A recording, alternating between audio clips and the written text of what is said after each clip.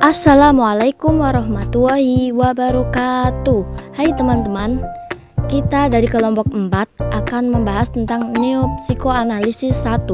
Sebelumnya, perkenalkan dulu nih, kami dari kelompok 4 beranggotakan Alisa Sekarnurmi Ramadanti dengan NIM 3320039, Kodrinada Fitriani dengan NIM 3320047 dan Milah Rizkiyah dengan NIM 3320054.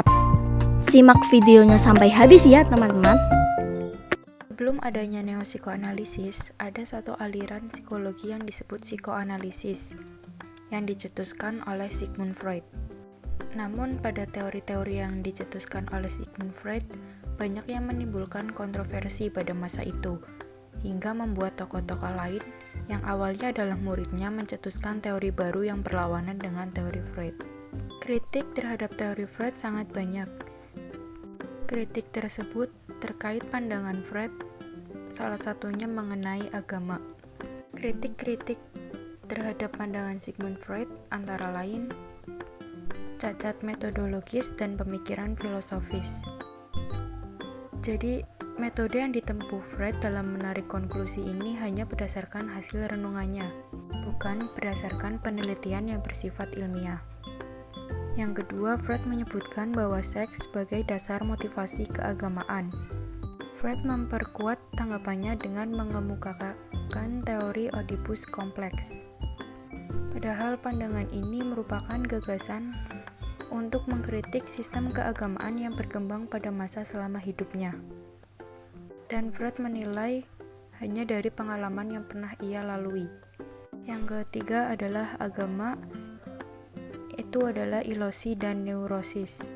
Freud mengatakan bahwa agama adalah ilusi dan menghalangi pemikiran kritis, padahal agama Islam sendiri sangat menghargai kebebasan untuk berpikir serta berpendapat selama tidak menyesatkan. Yang keempat, agama sebagai suatu konflik. Argumen mengenai Oedipus kompleks dan totemisme adalah merupakan upaya untuk menjustifikasi dan membenarkan teorinya. Dan yang terakhir, Freud menyebut bahwa pendidikan agama katarsis versus fitrah berkaitan dengan uraian Freud mengenai superego, di mana superego merupakan aspek kepribadian yang memuat unsur-unsur moral nilai dan adat istiadat.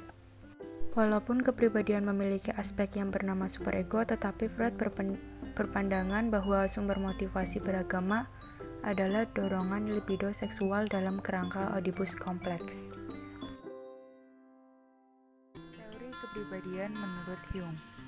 Dalam teorinya, Jung berusaha untuk menjelaskan bagaimana kepribadian pada diri seseorang. Jung membagi kepribadian tersebut ke dalam beberapa tingkatan. Tingkatan yang pertama ada conscious atau kesadaran.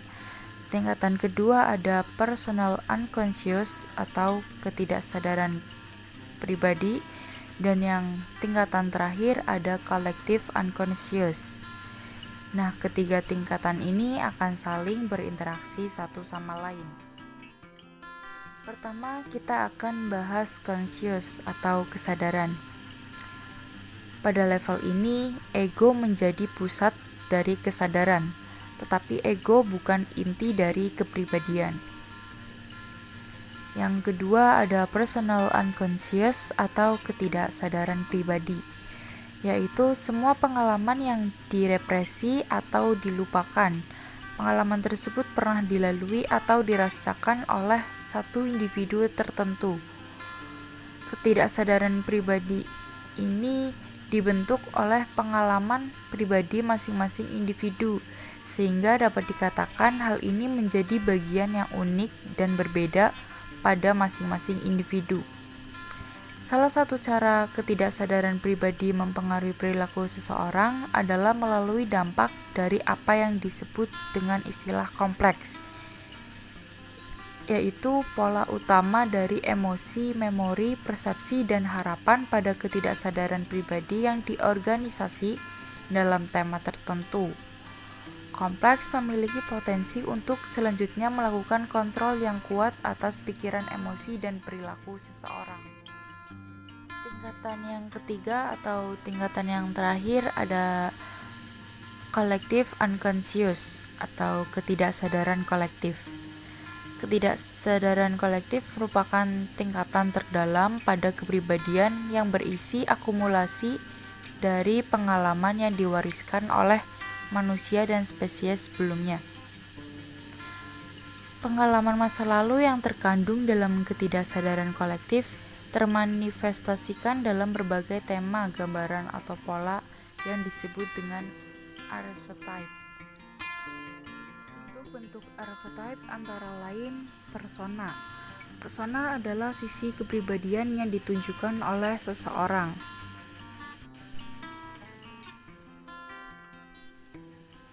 Selanjutnya ada self yang merepresentasikan kesatuan integrasi dan harmoni dari seluruh komponen kepribadian. Ada shadow atau sisi gelap kepribadian yang berusaha untuk disembunyikan. Animus yaitu sisi maskulin dalam diri wanita, dan anima adalah sisi feminim pada diri pria. Selain itu ada the great mothers dan hero. Psikologi individual Alfred Adler. Teori Adler pada dasarnya sangatlah sederhana dan ringkas. Bagi Adler, manusia itu dilahirkan dalam keadaan tubuh yang lemah dan tak berdaya. Bahkan kondisi ketidakberdayaan itu dapat menimbulkan perasaan inferioritas dan ketergantungan kepada orang lain. Psikologi individual ini memandang individu sebagai makhluk yang saling tergantung secara sosial. Pokok-pokok teori Adler mencakup 6 hal sebagai berikut. Yang pertama, perjuangan menjadi sukses atau superiorita. Menurut pendapatnya Adler, individu itu melalui hidup dengan kelemahan fisiknya yang mengaktifkan perasaan inferior, perasaan yang menggerakkan orang lain untuk berjuang menjadi superiorita. Di dalam sini terdapat 2 poin. Yang pertama, financial final goals atau tujuan semu. Dan yang kedua, mengatasi inferioritas dan menjadi superioritas. Inferioritas menurut Adler memiliki arti perasaan lemah dan tak berdaya atau tidak terampil dalam menghadapi segala tugas yang harus diselesaikan. Pokok yang kedua yaitu subjective perception. Tujuan final yang fiktif ini bersifat subjektif, yang artinya orang menetapkan tujuan untuk diperjuangkan yang berdasarkan interpretasinya tentang fakta, bukan lagi berdasarkan fakta itu sendiri. Pokok yang ketiga yaitu kesatuan unity kepribadian. Di dalam sini terdapat 2 poin. Poin yang pertama, logat organ atau organ telege. Unity kepribadian itu bukan hanya kesatuan aspek kejiwaan seperti motivasi, perasaan, dan pikiran, tetapi unity ini juga meliputi seluruh organ tubuh. Poin yang kedua, kesadaran dan tak sadar. Unitas kepribadian ini juga dapat terjadi antara kesadaran dan tak sadar. Menurut Adler, tingkah laku yang tak sadar merupakan bagian dari tujuan final yang belum diformulasi dan belum dipahami dengan cara jelas. Kemudian yang keempat yaitu minat sosial atau social interest. Adler berpendapat bahwa interaksi sosial itu merupakan bagian dari hakikat manusia dalam besaran yang berbeda, muncul pada tingkah laku setiap orang sampai kriminal, psikotik, atau orang yang sehat. Interaksi sosial yang membuat orang-orang mampu berjuang untuk mengejar superioritas dengan cara yang sehat dan tidak sesat. Dalam pokok ini terdapat 2 poin. Yang pertama, perkembangan minat sosial. Peran orang tua tentunya sangat penting untuk pertumbuhan minat sosial bagi anaknya, agar anaknya tersebut mendapat sifat sosial dalam bermasyarakat dengan baik. Poin yang kedua yaitu kriteria nilai-nilai kemanusiaan. Insert sosial akan menjadi satu-satunya kriteria yang untuk mengukur kesehatan jiwa.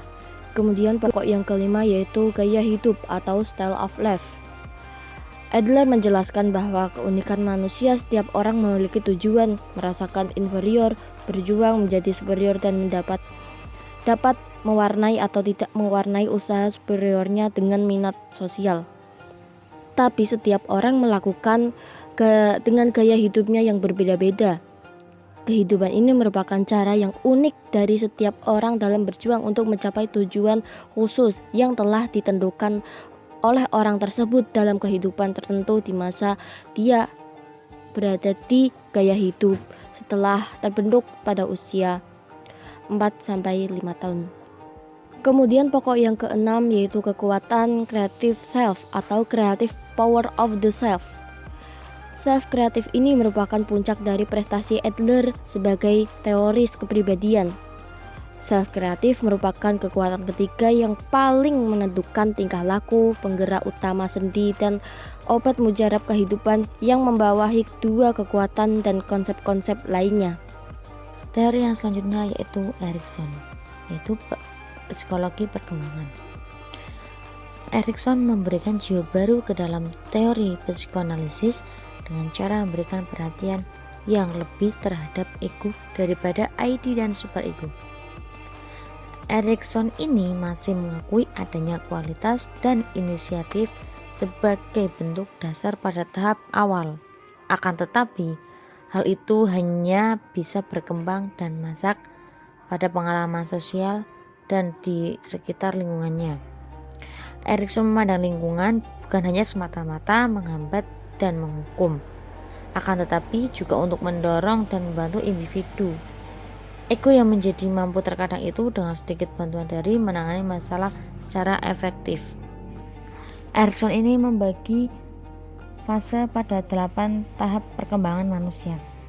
Yang pertama fase bayi yang berumur 0-1 tahun dengan aspek psikoseksualnya berupa sensori oral, krisis psikososialnya yang berupa kepercayaan dan versus kecurigaan, virtuenya berupa harapan, ritualisasi dan ritualismenya berupa keramat versus pemujaan. Yang fase selanjutnya itu fase anak-anak umur 1-3 tahun. Aspek psikoseksualnya berupa otot, anal, dan uretral. Krisis psikososialnya berupa otonomi versus malu dan ragu. Virtuenya berupa kemauan. Dan ritualismenya berupa bijaksana versus legaisme. Pada tahap selanjutnya yaitu pada fase usia bermain yang berumur 3-6 tahun. Tahapan ini memiliki aspek psikoseksual dengan perkelaminan dan gerakan. Konflik psikososialnya yang berupa inisiatif versus perasaan berdosa. Pada virtuenya dengan tujuan dan sengaja. Pada tahap ritualismenya dramatik versus impersonasi. Pada tahap selanjutnya yaitu pada usia sekolah umur 6-12 tahun. Aspek psikoseksualnya berupa terpendam atau laten. Pada krisis psikososialnya berupa ketekunan versus inferiorita. Virtuenya berupa kompetensi. Ritualismenya berupa formal versus formalisme. Pada tahap selanjutnya itu tahap adolesen atau tahap remaja yang berusia 12-20 tahun. Pada aspek psikoseksualnya berupa pubertas, krisis psikososialnya berupa identitas dan kekacauan identitas. Pada virtuenya yaitu berupa kesetiaan. Dan ritualismenya berupa ideologi versus totalisme. Tahap selanjutnya yaitu dewasa awal yang berumur 20-30 tahun. Nah, aspek psikoseksualnya yaitu perkelaminan. Pada krisis psikososialnya berupa keakraban versus isolasi. Dan virtuenya itu berupa cinta. Dan ritualismenya berupa afiliasi versus elitisme. Pada tahap selanjutnya yaitu tahap dewasa yang berumur 30-65 tahun. Dengan aspek psikoseksualnya yaitu prokreativita, krisis psikososialnya berupa generativita versus stagnasi. Virtuenya yang berupa kepedulian dan ritualismenya berupa generasional versus otoritisme. Pada tahap selanjutnya itu pada tahap usia tua, yaitu yang berumur lebih dari 65 tahun dengan aspek psikoseksualnya yaitu generalisasi sensualitas, Krisis psikososialnya berupa integritas versus putus asa. Virtuenya berupa kebijaksanaan atau bisa nama lain disebut wisdom. Ritualisasi ritualismenya berupa integral dan versus sapentisme.